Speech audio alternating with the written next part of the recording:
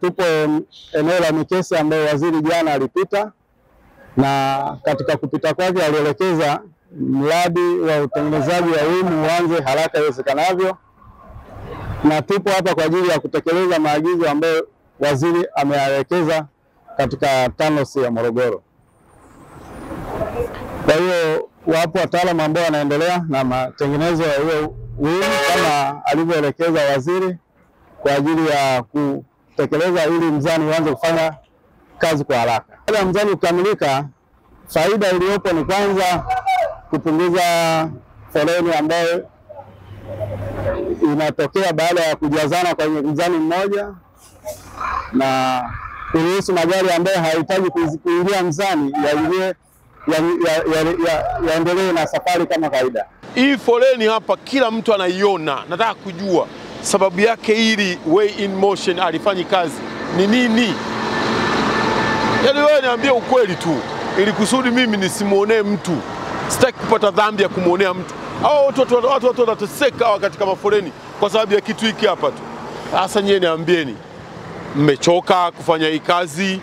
Hamuna haja nayo? Hebu iangalie hii foleni. Yaani watu, hili jambo la foleni hapa Mikese limeshaanza kuonekana kuwa ni jambo la kawaida tu.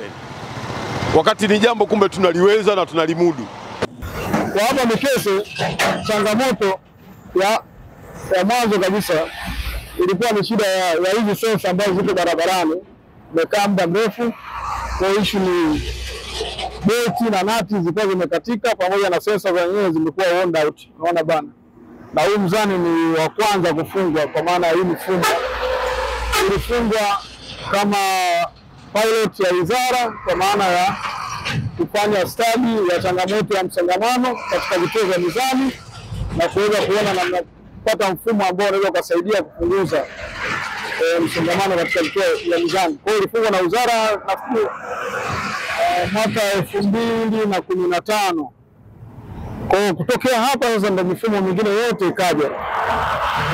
Kwa changamoto ile pepo ni worn out ya sensor, kwa maana bending plate pamoja na frame ambayo inashikilia sensor zenyewe.